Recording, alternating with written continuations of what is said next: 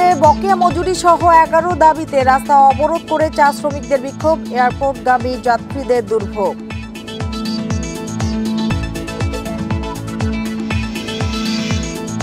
মানিকগঞ্জে মানবেন্দ্র ঘোষের বাড়িতে আগুনের ঘটনায় ছাত্রলীগ যুবলীগের আরো 5 জন গ্রেপ্তার, জাহিদ মালিকের বাড়িতে অভিযান।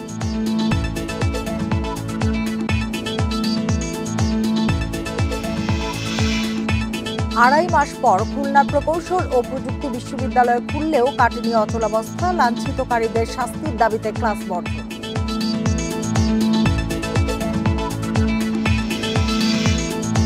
জুলাইয়ে শেষ হচ্ছে চট্টগ্রামের শহর রক্ষা বাঁধ ও 4 লেন সড়ক নির্মাণ, জলাবদ্ধতার দুর্ভোগ কাটার আশা।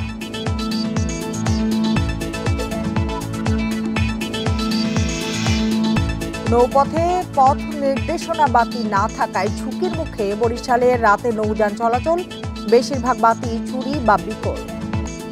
আমন্ত্রণ সমগ্র বাংলাদেশে, আপনাদের সঙ্গে আছে আমি সুমনা সিমি। এতক্ষণ জানাচ্ছিলাম শিরোনামগুলো, এবার জানাবো পুরো খবর।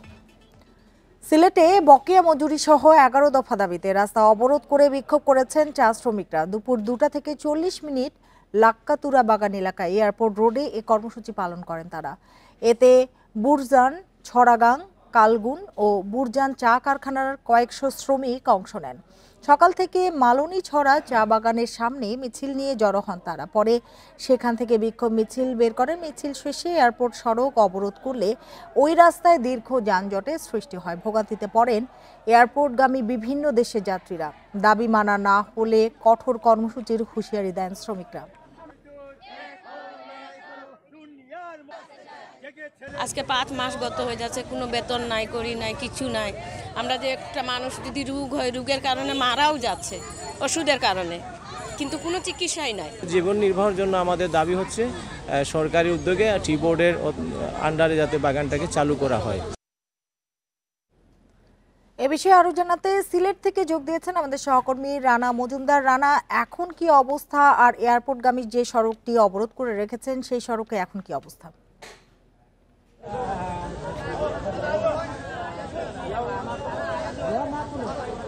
দেখুন, প্রায় আধ ঘন্টার মতো কিন্তু এয়ারপোর্টের যে সড়কটি সেটি কিন্তু অবরোধ করে রেখেছিলেন চা শ্রমিকেরা, এবং তাদের যে 11টি দাবি দেওয়া রয়েছে সেই দাবির প্রেক্ষিতেই মূলত তারা এই সড়ক অবরোধের মতো কর্মসূচি আজকে পালন করেছিলেন। তবে শ্রমিকদের যে কথাটি সেটি হচ্ছে যে তারা এর আগে বিভিন্ন কর্মসূচি পালন করেছেন, শান্তিপূর্ণ কর্মসূচি তারা পালন করেছেন, তবে কোনো কিছুর মধ্যে দিয়েই আসলে তাদের দাবি মানার যে প্রক্রিয়া সেটি কিন্তু শুরু হয়নি।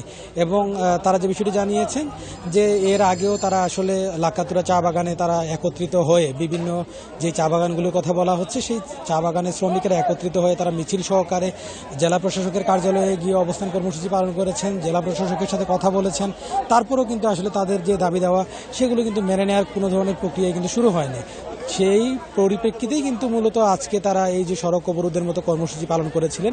এতে করে আসলে সড়কের উভয় দিকেই, অর্থাৎ আমি যদি বলি আম্বরখানা থেকে একদম এয়ারপোর্ট রোড পর্যন্ত প্রায় 3 কিলোমিটার পর্যন্ত বলা চলে যে একদম যানজটের সৃষ্টি হয়ে যায়। এতে করে আসলে এসএসসির যারা পরীক্ষার্থী ছিলেন তারা পরীক্ষা দিয়ে যখন বের হচ্ছিলেন তখন আসলে ভোগান্তিতে পড়েন। পাশাপাশি বিমানবন্দরের যারা যাত্রী ছিলেন তারাও কিন্তু আসলে এক ধরনের ভোগান্তিতে পড়েন। তবে সেই সময় আসলে কোনো ধরনের ফ্লাইট না থাকার কারণে কোনো ধরনের আসলে যাত্রীর কোনো ফ্লাইট মিস হওয়ার মতো কোনো ঘটনা ঘটেনি। পরবর্তীতে যে বিষয়টি আমরা দেখলাম যে আসলে জেলা প্রশাসন, উপজেলা প্রশাসনের পক্ষ থেকে কিন্তু একজন কর্মকর্তা সদর উপজেলা প্রশাসনের যিনি ইউএনও রয়েছেন তিনি এসেছিলেন এখানে। এসে তিনি শ্রমিকদের সাথে কথা বলেন, শ্রমিকদের দাবি দেওয়া সম্পর্কে তিনি শোনেন, এবং শোনার পর তিনি যেটি আশ্বাস দিয়েছেন যে অতি শীঘ্রই তাদের যে দাবি দেওয়াগুলো রয়েছে সেগুলো কিন্তু মেনে নেওয়া হবে। এবং এর পরিপ্রেক্ষিতে যারা এখানকার শ্রমিক নেতা রয়েছেন তাদের মূলত একটি 10 জনের একটি দল, প্রতিনিধি দল এই মুহূর্তে আসলে সদর উপজেলার প্রশাসনের যিনি এসেছিলেন তার সঙ্গে বৈঠকটি অনুষ্ঠিত হচ্ছে, এবং সেই বৈঠকের মাধ্যমে তারা আশা করছেন যে হয়তো অতি দ্রুত, বিশেষ করে তারা বলছেন যে উপজেলা প্রশাসন থেকে বলা হয়েছে কিংবা জেলা প্রশাসন থেকে তাদেরকে যে আশ্বাসটি দেওয়া হয়েছে সেটি হলো আগামী 1 সপ্তাহের মধ্যে তাদের এই দাবি দেওয়াগুলো মূলত মেনে নেওয়া হবে। এই ধরনের আশ্বাসই মূলত তারা আজকের যে সড়ক অবরোধটি ছিল, যে কর্মসূচিটি ছিল সেটি তারা মূলত প্রত্যাহার করেছেন। তবে শ্রমিক নেতা যারা রয়েছেন তাদের সঙ্গে আমরা কথা বলেছিলাম, তারা বলছেন যে আসলে তাদের যে 20 সপ্তাহের তাদের যে বকেয়া বেতন ভাতা রয়েছে সেটি যদি আসলে পরিশোধ করা না হয়, কিংবা তাদের যে অন্যান্য যে দাবি দেওয়া রয়েছে পানি নিষ্কাশনের ব্যবস্থা, স্যানিটেশন সহ অন্যান্য যে দাবি দেওয়া, চিকিৎসা সেবা প্রদান, পাশাপাশি পাশাপাশি তাদের যে রেশনের টাকা কিংবা তাদের যে প্রভিডেন্ট ফান্ডের যে টাকা, সেই যে বিষয়গুলো রয়েছে, সেই সমস্ত দাবি দেওয়া যদি মেনে নেওয়া না হয় তাহলে তারা আরও কঠোর ধরনের তারা কর্মসূচি দিবেন বলে তারা হুঁশিয়ারি দিয়েছেন। এবং তারা কিন্তু এই আশ্বাসটুকু রাখছেন যে হয়তো উপজেলা প্রশাসন কিংবা জেলা প্রশাসন থেকে যে ধরনের তাদেরকে প্রতিশ্রুতি দেওয়া হয়েছে আজকে, সেই প্রতিশ্রুতি আসলে প্রশাসন থেকে এটি রাখা হবে। এবং আমরা আরও দেখেছি যে তখন কিন্তু সেনাবাহিনীর বেশ কয়েকজন সদস্য তারাও কিন্তু এখানে এসে উপস্থিত হয়েছিলেন, পাশাপাশি পুলিশ প্রশাসনের যারা সদস্য তারাও কিন্তু এখানে এসে উপস্থিত হয়েছিলেন। তো সবকিছু মিলিয়ে আসলে চা শ্রমিকরা এই ব্যাপারটি নিয়ে আশ্বস্ত হয়েছেন এবং তারা মূলত তাদের যে কর্মসূচি সেটি মূলত এখন স্থগিত রেখেছেন। এবং তারা বলছেন যে আগামী 1 সপ্তাহের মধ্যেই তাদের যে 11টি দাবি দেওয়া রয়েছে সেগুলো আসলে মূলত মেনে নিতে হবে। চা শ্রমিকদের বিক্ষোভ নিয়ে সিলেট থেকে জানাচ্ছিলেন সহকর্মী রানা মজুমদার। মানিকগঞ্জে চিত্রশিল্পী মানবেন্দ্র ঘোষের বাড়িতে অগ্নিসংযোগের ঘটনায় নিষিদ্ধ ছাত্রলীগ ও যুবলীগের আরও 5 নেতাকর্মীকে গ্রেপ্তার করেছে পুলিশ। গতরাতে সাবেক স্বাস্থ্যমন্ত্রী জাহিদ মালিকের ঢাকার গুলশানের বাড়ি থেকে তাদের গ্রেপ্তার করা হয়। পরে শনিবার বিকেলে তাদের সদর থানায় হাজির করা হয়। পুলিশ জানায় 15 এপ্রিল রাতে মানিকগঞ্জ সদর উপজেলার চান্দর গ্রামের চারুশিল্পী মানবেন্দ্র ঘোষের বাড়িতে অগ্নিকাণ্ডের ঘটনায় জড়িত থাকার অভিযোগে তাদের গ্রেপ্তার করা হয়েছে। 7 দিনের রিমান্ড চেয়ে আজ দুপুরে তাদের মানিকগঞ্জ চিফ জুডিশিয়াল ম্যাজিস্ট্রেট আদালতে হাজির করা হয়েছে। এ ঘটনায় এখন পর্যন্ত 13 জনকে গ্রেপ্তার করা হয়েছে, বাকিদের গ্রেপ্তারে অভিযান চলছে।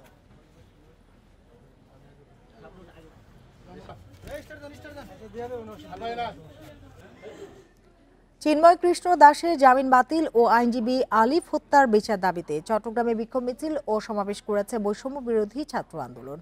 দুপুরে চট্টগ্রাম আদালত প্রাঙ্গণে শাপলা চত্বর থেকে মিছিল বের করে সংগঠনটি। এ সময় ইসকন বিরোধী নানা স্লোগান সহ চিন্ময়ের জামিন বাতিলের দাবি জানান তারা। মিছিল শেষে জেলা প্রশাসক কার্যালয়ের সামনে সংক্ষিপ্ত সমাবেশ হয়। ছাত্র নেতারা বলেন, চিন্ময়কে জামিন দেয়া হলে চট্টগ্রাম থেকে দুর্বার আন্দোলন গড়ে তোলা হবে। এ সময় দ্রুত আইনজীবী আলিফ হত্যা মামলায় প্রধান আসামি হিসেবে চিন্ময়কে গ্রেপ্তারের দাবিও জানান তারা। এদিকে এ কর্মসূচি ঘিরে সকাল থেকে আদালত এলাকায় বাড়ানো হয়েছে নিরাপত্তা, নিয়ন্ত্রণ করা হয় যান চলাচল। একটা জামিন শুনানি রয়েছে, সেই জামিন শুনানিকে কেন্দ্র করে যাতে কেউ আইন শৃঙ্খলা বিঘ্ন করতে না পারে এবং সাধারণ মানুষের জান মালের ক্ষতি করতে না পারে, সেই জন্য আমরা একটা নিরাপত্তা ব্যবস্থা নেওয়া হয়েছে। প্রায় 2.5 মাস পর আজ খুলেছে খুলনা প্রকৌশল ও প্রযুক্তি বিশ্ববিদ্যালয়। তবে শিক্ষকরা যোগ না দেওয়ায় ক্লাস শুরু হয়নি। এতে কাটছে না অচলাবস্থা। সিন্ডিকেট সভার সিদ্ধান্ত অনুযায়ী আজ ক্লাস শুরুর কথা ছিল, তবে 18 এপ্রিল শিক্ষক সমিতির সাধারণ সভায় শিক্ষকদের লাঞ্ছিতকারীদের শাস্তি না হওয়া পর্যন্ত ক্লাসে না ফেরার সিদ্ধান্ত হয়। এর জেরে আজ থেকে একাডেমিক কার্যক্রমে যোগ দেননি শিক্ষকরা। তবে নতুন উপাচার্যের সাথে বৈঠক হয়েছে শিক্ষক সমিতির। আগামীকাল সাধারণ সভার মাধ্যমে পরবর্তী সিদ্ধান্ত জানানো হবে। এর আগে 18 ফেব্রুয়ারি ছাত্র রাজনীতি নিষিদ্ধের দাবি নিয়ে দ্বন্দ্বের জেরে সংঘর্ষ হয়, এতে অনেকে আহত হন। এ ঘটনায় 25 ফেব্রুয়ারি সিন্ডিকেট সভায় অনির্দিষ্টকালের জন্য একাডেমিক কার্যক্রম ও হল বন্ধ ঘোষণা করা হয়। আমাদের নতুন ভিসিটা আসছে গত পরশুদিন, তো ওনার সাথে আমরা দেখা করছি। তো উনি আশা দিয়েছেন যে খুব তাড়াতাড়ি আমাদের যে পরীক্ষা এবং ক্লাস বাকি আছে সেগুলো তাড়াতাড়ি শুরু করবে। আমরা মোটামুটি 19 ব্যাচ 2টা পরীক্ষার জন্য আটকে গেছি, হয়তো 1 মাস লাগবে, টোটাল 1 মাসের মধ্যে বের হয়ে যাব। শিক্ষক সমিতির আগামীকাল সাধারণ সভা আহ্বান করব, সেখানে শিক্ষকবৃন্দ আলোচনা করে পরবর্তী সিদ্ধান্ত জানাবে। এ বিষয়ে আরো জানাতে খুলনা থেকে যোগ দিয়েছেন সহকর্মী অভিজিৎ পাল। অভিজিৎ, সিন্ডিকেট সভার সিদ্ধান্ত অনুযায়ী আজকে ক্লাস হবার কথা, কালকে তো বৈঠক রয়েছে, সেই বৈঠক থেকে কি জানা যাচ্ছে, কি সিদ্ধান্ত আসতে পারে, শিক্ষকরা কি সিদ্ধান্ত নিতে পারেন?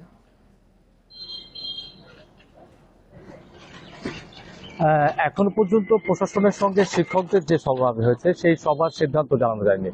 আমরা সভার শেষে যখন শিক্ষক সমিতির সাধারণ সম্পাদক প্রফেসর ডক্টর ফারুক হোসেনের সঙ্গে যোগাযোগ করেছি, তখন তিনি আমাদেরকে যেটা জানিয়েছেন যে তারা আগামীকালকে একটি সাধারণ সভা করবেন এবং সেই সাধারণ সভায় সকল শিক্ষকদের মতামতের ভিত্তিতে তারা পরবর্তী সিদ্ধান্ত জানাবেন।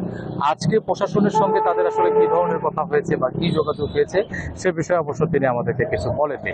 আমরা এরপরে যোগাযোগ করেছি বিশ্ববিদ্যালয় প্রশাসনের যিনি রেজিস্ট্রার আছেন প্রফেসর ডক্টর আনিসুর রহমান ভূঁইয়া, ওনার সঙ্গে আমরা কথা বলেছি এবং তিনি বলেছেন যে তারা সংকট সমাধানে কাজ করছেন এবং তারা শিক্ষকদের সঙ্গে আজকে বেশ কয়েকবারই নাকি তারা বসেছেন, কিন্তু এখনো পর্যন্ত আসলে কোনো সিদ্ধান্তে আসা যায়নি, এই জন্য কোনো প্রকার কোনো সিদ্ধান্ত তিনি জানাননি। তিনি বলছেন যে খুব দ্রুতই সিদ্ধান্তে আসা যাবে এবং সিদ্ধান্তে আসা গেলে খুব তারা সঙ্গে সঙ্গে গণমাধ্যমকে জানাবেন বলে তারা আমাদেরকে জানিয়েছেন। আপনি জানেন যে গত 18 ফেব্রুয়ারি থেকেই মূলত আসলে কুয়েট ক্যাম্পাসে উত্তপ্ত অবস্থা বিরাজ করে, কারণ কুয়েট ক্যাম্পাসে ছাত্র রাজনীতি বন্ধের দাবিতে সাধারণ ছাত্রীদের সাথে শিক্ষার্থীদের বা কুয়েটের শিক্ষার্থীদের দুইটি গ্রুপের মধ্যে সংঘর্ষ হয় এবং তারপরে কিন্তু আমরা দেখেছি যে শিক্ষার্থীরা 5 দফা দাবিতে আন্দোলন শুরু করে এবং এরপরে পরবর্তী পর্যায়ে এটি 6 দফা দাবিতে পরিণত হয় এবং 6 দফা থেকে তারা একদম এক পর্যায়ে গিয়ে হচ্ছে 1 দফা দাবিতে উপাচার্যের পদত্যাগ দাবি করে এবং সেই দাবির প্রেক্ষিতে কিন্তু আমরা দেখেছি যে 24 এপ্রিল কিন্তু এই বিশ্ববিদ্যালয় ক্যাম্পাসের যিনি উপাচার্য এবং উপোপাচার্য ছিল তাদেরকে কিন্তু অব্যাহতি দেয় হচ্ছে মঞ্জুরি কমিশন এবং মঞ্জুরি কমিশন অব্যাহতি দেওয়ার পরেও ক্যাম্পাস বন্ধ ছিল এবং সিন্ডিকেট সভার সর্বশেষ সিদ্ধান্ত অনুযায়ী আজকে আসলে একাডেমিক কার্যক্রম শুরু হওয়ার কথা ছিল এবং প্রায় 2.5 মাস ধরে এই কুয়েট ক্যাম্পাসের একাডেমিক সমস্ত কার্যক্রম বন্ধ রয়েছে এবং শিক্ষার্থীদের শিক্ষা ব্যবস্থা একটা স্থবির অবস্থায় রয়েছে।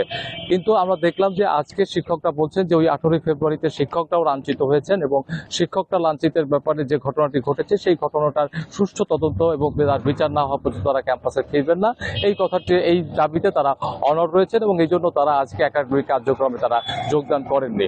আমরা শিক্ষার্থীদের সঙ্গেও কথা বলেছি, শিক্ষার্থীরা বলছেন যে তারা তাদের যে দাবি ছিল সেই দাবির প্রেক্ষিতে তারা আন্দোলন করেছেন এবং আন্দোলনের সময় শিক্ষকদের সম্পর্কে তাদের যদি কোনো রকম কোনো ভুল বোঝাবুঝি হয়ে থাকে বা দুর্ব্যবহার হয়ে থাকে তার জন্য তারা ক্ষমা প্রার্থনাও করেছেন এবং তারা চাইছেন যে যত দ্রুত সম্ভব এই ক্যাম্পাসের শিক্ষা কার্যক্রম শুরু হোক এবং তাদের যে শিক্ষার্থীদের যে স্বাভাবিক যে শিক্ষা কার্যক্রম সেটি যেন খুব দ্রুত শুরু হয় সেই দাবিটি তারা করেছেন। কিন্তু অপরদিকে আমরা দেখেছি যে শিক্ষকরা তারা তাদের অবস্থানে অনড় রয়েছেন। পরিস্থিতি নিয়ে জানাচ্ছিলেন সহকর্মী অভিজিৎ পাল। বরিশাল বিশ্ববিদ্যালয়ের আন্দোলন সহ সমসাময়িক বিষয় নিয়ে সংবাদ সম্মেলন করেছেন উপাচার্য সুচিতা শারমিন। বেলা 11:30টায় তার বাসভবনে এই সংবাদ সম্মেলন অনুষ্ঠিত হয়। উপাচার্য বলেন, শিক্ষার্থীদের দাবির প্রেক্ষিতে সিন্ডিকেট সভার সিদ্ধান্ত অনুযায়ী রেজিস্ট্রার মনিরুল ইসলামকে পদ থেকে অপসারণ করা হয়েছে। এছাড়া শিক্ষার্থীদের নামে মামলা ও জিডি প্রত্যাহার করে নেওয়া হবে। তবে ইংরেজি বিভাগের অধ্যাপক মোহাম্মদ মহসিন উদ্দিনের বিষয়ে সিদ্ধান্ত নেবে হাইকোর্ট। একই সাথে ফ্যাসিস্ট সরকারের সমর্থক শিক্ষক কর্মকর্তাদের চিহ্নিত করতে 1 সদস্য বিশিষ্ট একজন সিন্ডিকেট সদস্যকে দায়িত্ব দেওয়া হয়েছে। এছাড়া ক্যান্সার আক্রান্ত শিক্ষার্থী জেবুন্নেসা হক জিমির মৃত্যুতে শোক প্রকাশ করে উপাচার্য বলেন, ওই শিক্ষার্থীর আর্থিক আবেদনটি কেন উপাচার্য পর্যন্ত পৌঁছায়নি সে বিষয়ে তদন্ত কমিটি করা হয়েছে। বিভিন্ন রকমের সম্পৃক্ততা পাওয়া যাবে প্রত্যেক শিক্ষক কর্মকর্তা কর্মচারীর এই ফ্যাসিস্ট সরকারের সাথে। তো বিষয়গুলো এরকমই এবং সেই কারণেই কে কতদূর ফ্যাসিস্ট আমার কাছে যদি নামের তালিকা না থাকে সেটা আইডেন্টিফাই করা সম্ভব নয় প্রথমত, এবং দ্বিতীয়ত যেটা হলো সিন্ডিকেটের মাধ্যমেই ওই জন্য একটি তদন্ত কমিটি করা হয়েছে যার মধ্য দিয়ে বিষয়গুলোকে ক্ল্যারিফাই করার। মাগুরায় শিশু আসিয়া ধর্ষণ ও হত্যা মামলার 5ম দিনের শুনানি শেষ হয়েছে। মামলার পরবর্তী সাক্ষ্য গ্রহণ আগামীকাল বেলা 11টায় জেলা নারী ও শিশু নির্যাতন দমন ট্রাইব্যুনালের বিচারক এম জাহিদ হাসানের আদালতে শুরু হয় সাক্ষ্য গ্রহণ। সাক্ষ্য দেন মাগুরা সদর হাসপাতালের 2 জন নার্স, ঢাকা মেডিকেলের 1 জন চিকিৎসক এবং আসামি হিটু শেখের এক প্রতিবেশী। এর আগে জেলা কারাগার থেকে আসামিদের আদালতে আনা হয়।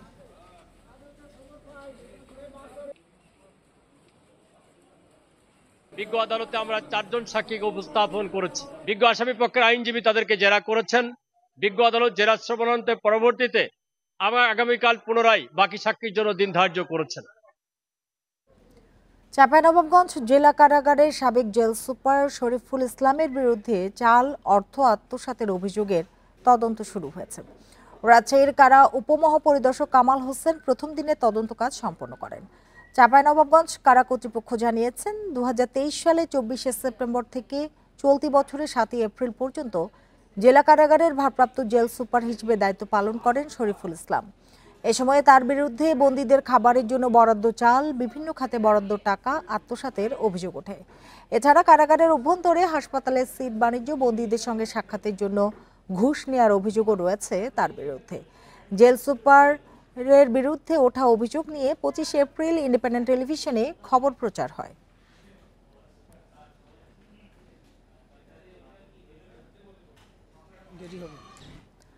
পথ নির্দেশনা বাতি না থাকায় বরিশালের নৌপথে রাত্রিকালীন নৌযান চলাচল ঝুঁকির মুখে। বেশিরভাগ বাতি চুরি ও বিকল হওয়ায় বেড়েছে ঝুঁকি। অভিযোগ রয়েছে এক শ্রেণীর জেলে চুরির সঙ্গে জড়িত। এ বিষয়ে পুলিশকে কয়েকবার জানানো হলেও আজ পর্যন্ত কোনো সুরাহা হয়নি। বরিশাল অঞ্চলে 1200 কিলোমিটার নৌপথের বিভিন্ন স্থানে অসংখ্য চর।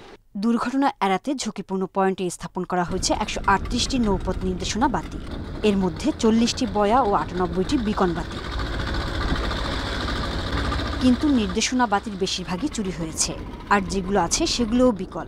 রাতে হাজারো যাত্রী নিয়ে ঝুঁকিপূর্ণ অবস্থায় নৌযান চালান চালকরা।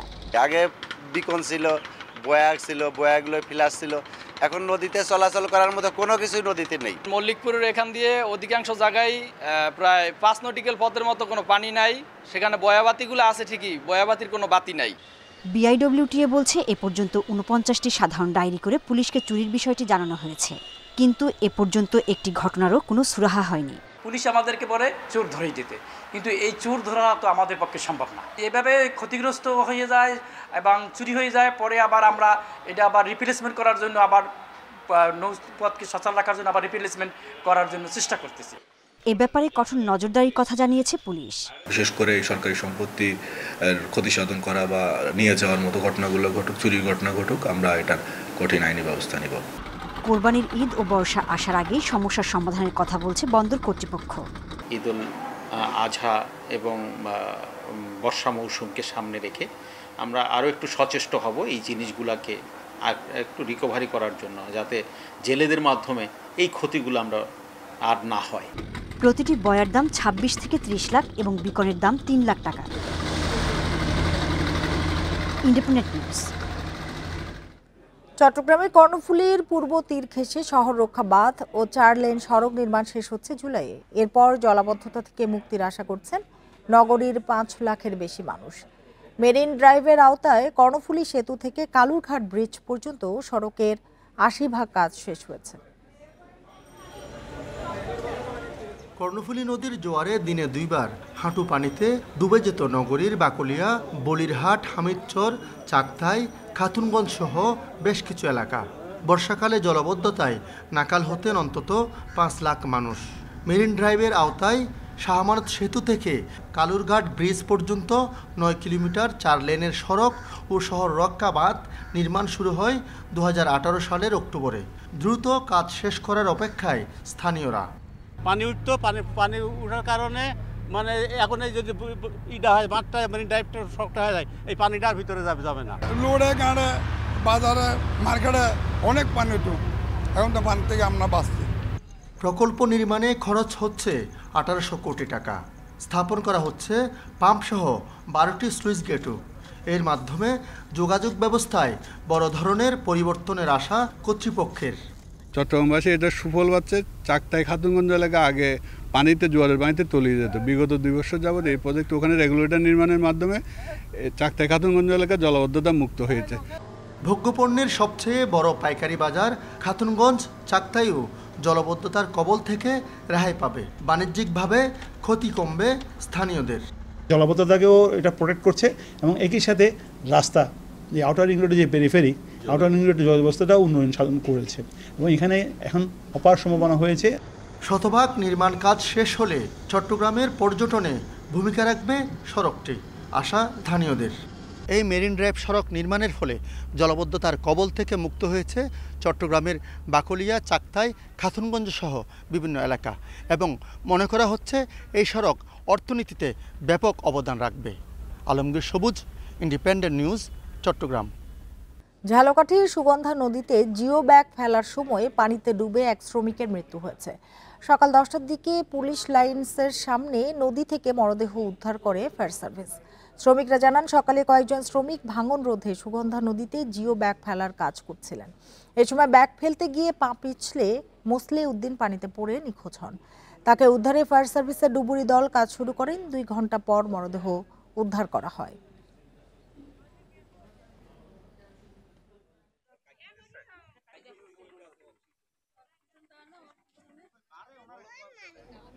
লালমনিরহাটের কালীগঞ্জে ব্যবসায়ী আব্দুল হালিম বাদলকে কুপিয়ে হত্যা চেষ্টার অভিযোগ উঠেছে। শনিবার রাতে চাপারহাট এলাকায় এ ঘটনা ঘটে। এ ঘটনায় ভুক্তভোগীর ভাই 5 জনের নাম উল্লেখ সহ অজ্ঞাত কয়েকজনের বিরুদ্ধে থানায় মামলা করেছেন। রাতে দোকান বন্ধ করে বাড়ি ফেরার সময় তমিজ উদ্দিন সহ কয়েকজন বাদলের পথ রোধ করে হামলা চালায়। এ সময় দৌড়ে পাশের মুদি দোকানে আশ্রয় নিলে সেখানে দেশীয় অস্ত্র নিয়ে বাদলকে কুপিয়ে পালিয়ে যায় তারা। স্থানীয়রা উদ্ধার করে উপজেলা স্বাস্থ্য কমপ্লেক্স ও পরে অবস্থার অবনতি হলে রংপুর মেডিকেলে পাঠানো হয়। হামলার সময় বাদলের কাছ থেকে 1 লাখ ও মুদি দোকানে থাকা 2 লাখ টাকা ছিনিয়ে নেওয়ার কথা মামলার এজাহারে উল্লেখ করা হয়।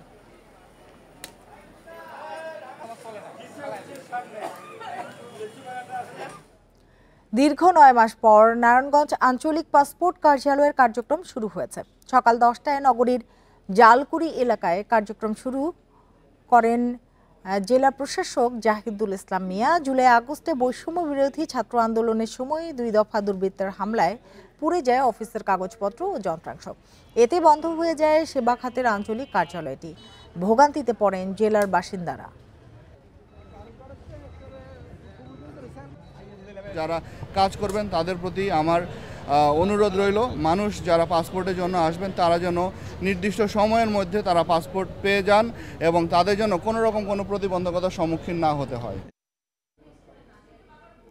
চাঁপাইনবাবগঞ্জের 250 শয্যা বিশিষ্ট জেলা হাসপাতালে সময় মতো চিকিৎসক না আসা, রোগ নির্ণয়ে অপ্রয়োজনীয় পরীক্ষা সহ 8টি অনিয়মের অভিযোগ তুলেছে বৈষম্য বিরোধী ছাত্র আন্দোলন। সকালে জেলা প্রেস ক্লাবে এক সংবাদ সম্মেলনে অভিযোগ করেন তারা। পরে হাসপাতালের তত্ত্বাবধায়কের কাছে স্মারকলিপি জমা দেওয়া হয়। বৈষম্য বিরোধী ছাত্র আন্দোলনের যুগ্ম আহ্বায়ক সাকির আহমেদ বলেন, জুলাই অভ্যুত্থানের পর দীর্ঘ সময় পার হলেও চাঁপাইনবাবগঞ্জে চিকিৎসা খাতে কোনো সংস্কার হয়নি।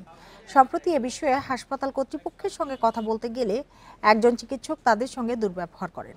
এদিকে দাবিকৃত সকল সংকট সমাধানে 7 দিনের সময় চেয়েছেন হাসপাতাল কর্তৃপক্ষ। সবগুলো অভিযোগ নিয়ে আমরা কাজ করেছি এবং করে যাচ্ছি এবং ইনশাল্লাহ আমরা আগামী 7 দিনের মধ্যে এই সমস্যার সমাধান থেকে বের হয়ে আসতে পারব। চট্টগ্রামের পটিয়ায় পানি চলাচলের পথ বন্ধ করে বসত বাড়ি বানিয়ে জলাবদ্ধতা সৃষ্টির অভিযোগে বিক্ষোভ ও মানববন্ধন করেছেন এলাকাবাসী।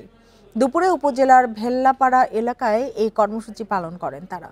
স্থানীয়দের অভিযোগ, পুলিশ কর্মকর্তা ভাইয়ের প্রভাব খাটিয়ে নেসারউদ্দিন পরিবার পানি চলাচলের পথ বন্ধ করে বাড়ি তৈরি করেছেন। এতে সামান্য বৃষ্টি হলেই পানি জমে চলাচলে বাধা সৃষ্টি হচ্ছে। এ বিষয়ে কেউ প্রতিবাদ করলে পুলিশি ভয় দেখিয়ে করা হচ্ছে হয়রানি। স্থানীয় উপজেলা প্রশাসনের কাছে অভিযোগ জানিয়েও কোনো কাজ হয়নি। রাস্তা বন্ধ করে দিছে, রাস্তার উপর ওয়াল বাউন্ডারি ওয়াল নিয়ে আসছে, ঘরের চাপ দিছে রাস্তার উপর। ছোট ছোট ফাঁকা শহর চাই না, এখন নালা বন্ধ করে আধা আধি ফুসে ফুসে না পানি চলে যায় ফটো দিই। এই তো নালা বন্ধ করে ডাবাল তুলি ফেলাইয়ে আর রাস্তা তো 2-3 হাত গলা ফেলাইয়ে রাস্তা গোটা দিয়ে আবার আর গো দিয়ে ডাবাল। বর্ষা শুরুর আগে বিভিন্ন জেলায় নদ নদীর বাঁধে ভাঙন দেখা দিয়েছে। আতঙ্কে দিন কাটাচ্ছেন সাতক্ষীরা, শরীয়তপুর ও কুড়িগ্রামের নদী তীরের বাসিন্দারা। এরই মধ্যে বিলীন হয়েছে বসতঘর ও ফসলি জমি সহ নানান স্থাপনা। অভিযোগ, ভাঙন রোধে উদাসীন কর্তৃপক্ষ। ভারত বাংলাদেশের সীমান্তে ইছামতি নদীর কিনারা ঘেঁষে সাতক্ষীরার দেবহাটা উপজেলা। বর্ষা এলে আতঙ্ক বাড়ে নদী পাড়ে। শুধু দেবহাটা নয়, সদর উপজেলার টাউন শ্রীপুর সহ কমপক্ষে 10টি পয়েন্টে বেড়িবাঁধের অবস্থা ঝুঁকিপূর্ণ। যদি এইভাবে ভাঙতে থাকে, সরকার যদি এটার পদক্ষেপ না নেয়, তাহলে মনে করেন আরো হুমকির মুখে পড়তে হবে আমাদের এই জায়গাটা খুবই ভালো করে একটু মেরামত করে দিক বা যখন টেকসই করে দিক, মানে যখন বর্ষাকাল আসে আর কি। এরই মধ্যে নদীতে বিলীন হয়েছে রাজনগর মৌজা, কোমরপুরের খাদ্য গুদাম সহ বহু স্থাপনা।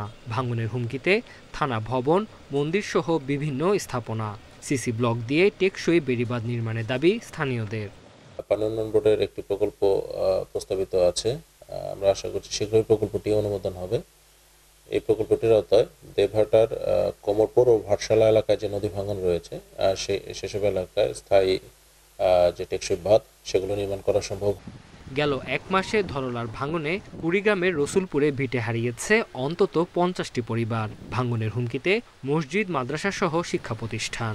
একই অবস্থা দুধকুমার পাড়ের যাত্রাপুর ও গঙ্গাধর পাড়ের বেশ কয়েকটি এলাকা। পানি উন্নয়ন বোর্ড ভাঙন প্রতিরোধে ব্যবস্থা নিলেও তা কার্যকর নয় বলছেন স্থানীয়রা।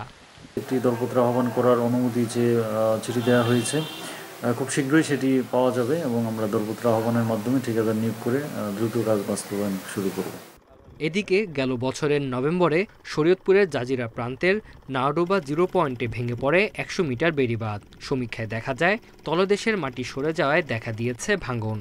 যদি বর্ষা চলে আসে তাহলে এই জায়গাটুকু ভেঙে নিয়ে যাবে। তো এই জায়গাটুকু যদি ভেঙে নিয়ে জায়গা তাহলে দেখা যায় হাজার হাজার ফ্যামিলি কোথায় যাব, কি করব। পদ্মা সেতুর পূর্ব পাশে 110 কোটি টাকায় 2 কিলোমিটার বাঁধ নির্মাণ করা হয়, সেটি এখন ঝুঁকিপূর্ণ হয়ে পড়েছে। Tanzil Hasnat, Independent News. খাগড়াছড়িতে বিদেশি আম চাষে ঝুঁকছেন কৃষকেরা। উপযুক্ত আবহাওয়া ও মাটির গুণের কারণে বিদেশি আম চাষে সফল তারা। দেশীয় আমের তুলনায় দামও পাওয়া যাচ্ছে বেশি, তবে আম বিপণনে অতিরিক্ত টোল আদায় বন্ধের দাবি চাষিদের। বিদেশি জাতের আম চাষ সম্প্রসারণে কাজ করছে কৃষি বিভাগ। গাছে থোকায় থোকায় ঝুলে আছে লাল আম বা রেড ম্যাঙ্গো। খাগড়াছড়ির পাহাড়ে 30 একর জমিতে American Palmer, Chiang Mai, banana mango, red lady, apple mango সহ নানা প্রজাতির আম চাষ করেছেন মংসেতু চৌধুরী। এবার ফলনও হয়েছে ভালো। সুস্বাদু আর দাম বেশি হওয়ায় প্রতি বছরই পাহাড়ে বাড়ছে বিদেশি আম চাষির সংখ্যা। বিভিন্ন বাগানে কাজ করে সংসার চলে তাদের। প্রচলিত জাতের চাইতে বিদেশি আমটা ফলন বেশি এসেছে, তো আমি আশা করি এবছর ভালো এমন পাবো। এই বাগানে কাজ করে আমি প্রায় 2 বছর ধরে যাবতীয় আমার এখানে কাজ করে আমার সংসার চালাই। বাণিজ্যিকভাবে লাভবান হওয়া চাষিদের বিদেশি আম চাষে উৎসাহিত করা এবং চারা দিচ্ছে কৃষি বিভাগ। মাতৃ গাছ রোপণ করেছি আমরা, এখান থেকে আমরা চারা উৎপাদন করছি এবং যারা আগ্রহী কৃষক তাদেরকে কিন্তু আমরা এই চারাগুলো সরবরাহ করছি এবং আমরা এই ক্ষেত্রে উৎসাহী কৃষকদের কাছ থেকেও কিন্তু বিভিন্ন সায়ন নিয়ে সংগ্রহ করে আমরা কিন্তু নতুন চারা কলমের মাধ্যমে এই জাতগুলোই ছড়িয়ে দেওয়ার চেষ্টা করছি।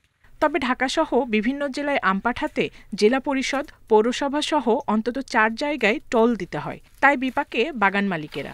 অবৈধ টোল আদায় বন্ধের দাবি তাদের। মোটামুটি 4টা পয়েন্টে সরকারি প্রতিষ্ঠানগুলোতে অবৈধভাবে টোল দিতে হতো। অন্যায়ভাবে প্রতি কেজি আমে 2 থেকে 3 টাকা খরচ হতো, যেটা বাংলাদেশে কোথাও হয় নাই। এবার আশা রাখছি বর্তমান সরকারের সময়ে এই টোলটা অনেকটা সহনশীল পর্যায়ে আসবে বলে আমি আশা রাখি। চলতি মৌসুমে জেলায় 3700 হেক্টর জমিতে দেশি বিদেশি আমের চাষ হয়েছে। এর মধ্যে 260 হেক্টর জমিতে বিদেশি জাতের আমের আবাদ হয়েছে। Independent news. অবৈধভাবে ভর্তি এলপিজি সিলিন্ডার এবং জড়িত কারখানা বন্ধের দাবিতে সিলেট জেলা প্রশাসকের কাছে আবেদনপত্র দিয়েছেন বিভিন্ন কোম্পানির প্রতিনিধিরা। সকালে জেলা প্রশাসক শের মাহমুদ মুরাদের কাছে এই আবেদনপত্র জমা দেন তারা। কোম্পানির প্রতিনিধিদের অভিযোগ, বাজারে বিভিন্ন কোম্পানি নকল এলপিজি গ্যাস সরবরাহ করছে। এতে ক্ষতির পাশাপাশি গ্রাহকরা নির্ধারিত দাম দিয়ে নিম্নমানের গ্যাস কিনছেন। সে কারণে প্রায়ই গ্যাস সিলিন্ডার বিস্ফোরণে হতাহতের ঘটনা ঘটছে। অবৈধ এসব এলপিজি সিলিন্ডার বোতলজাতকরণ ও বাজারজাতকরণ বন্ধের দাবি জানিয়েছেন তারা।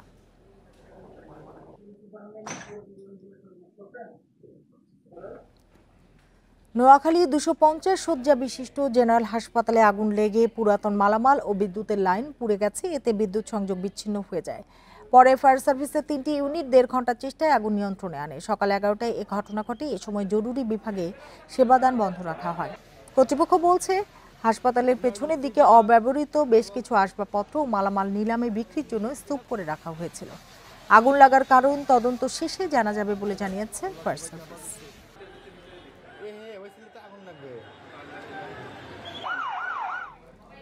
নাটোরের নলডাঙ্গায় বসতবাড়িতে আগুনে স্বামী স্ত্রী দগ্ধ হয়েছেন। এছাড়া পুড়ে গেছে বাড়ির আসবাবপত্র সহ 9টি ছাগল।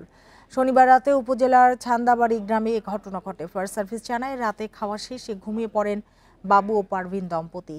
মাঝরাতে হঠাৎ বাড়িতে লাগা আগুন মুহূর্তেই ছড়িয়ে পড়ে। এতে পুড়ে যায় বাড়ির আসবাবপত্র সহ গোয়াল ঘরে থাকা 9টি ছাগল। দগ্ধ হন বাবু ও তার স্ত্রী পারভিন বেগম।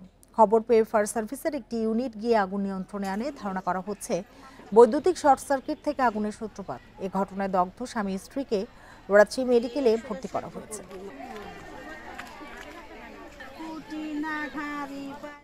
এই ছিল এখনকার সংবাদে। ইন্ডিপেন্ডেন্ট টেলিভিশনের সব খবর আরও বিস্তারিত জানতে চোখ রাখুন ফেসবুক, ইউটিউব এবং এক্সে। ধন্যবাদ সবাইকে এতক্ষণ সাথে থাকার জন্য।